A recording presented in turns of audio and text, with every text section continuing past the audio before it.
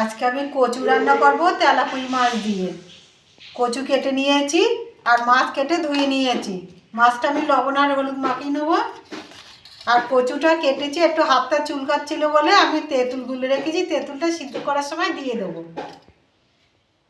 মাছটা আমি লবণ দিয়ে দেবো।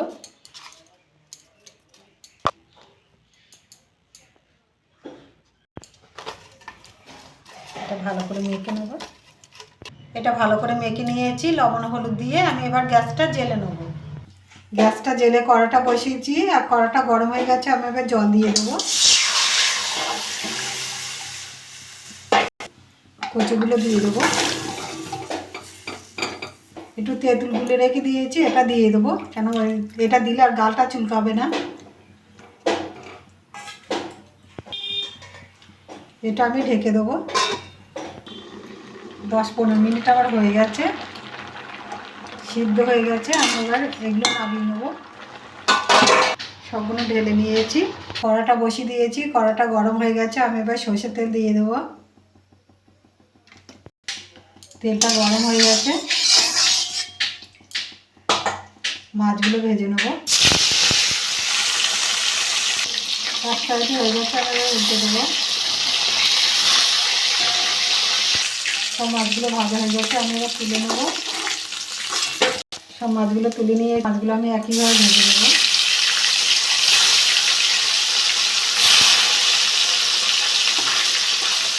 সব মাছগুলো ভাজা হয়ে গেছে, তুলে নেবো।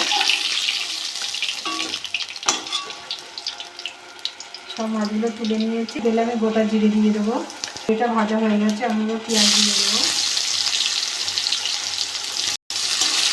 পেঁয়াজটা একটু ভেজে দেবো। পেঁয়াজটা একটু ভেজে নিয়েছি। আদা রসুন বাটা 1 চামচ দিয়ে দেবো।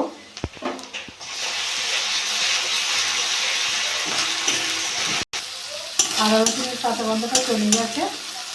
দেবো হলুদ দিয়ে দেবো, লঙ্কার গুঁড়ো দিয়ে দেবো, ধনে গুঁড়ো দিয়ে দেবো, জিরে গুঁড়ো দিয়ে দেবো, স্বাদ মতো লবণ, একটা টমেটো কেটে রেখেছি দিয়ে দেবো।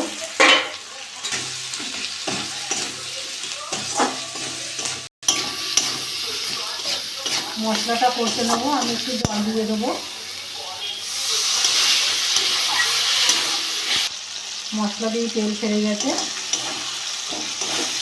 মশলাটা আমার হয়ে গেছে। এবার কচুগুলো দিয়ে দেবো, ভালো করে কষে নেবো। ভালো করে কষে নিয়েছি, জল করে নিয়েছি, গরম জল দিয়ে দেবো।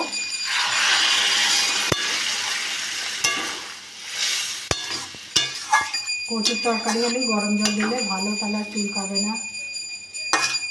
গরম জলটা দিলে তরকারির টেস্টটা ভালো হয়।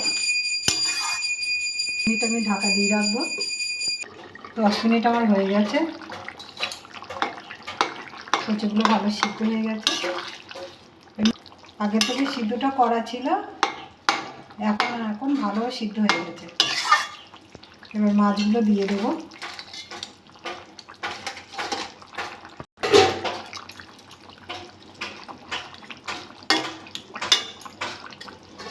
মাছগুলো দিয়ে একটু ঢেকে রেখে দেবো। 5-7 মিনিট আমার হয়ে গেছে। তরকারিটা আমার হয়ে গেছে, আমি এবার নামিয়ে নেবো।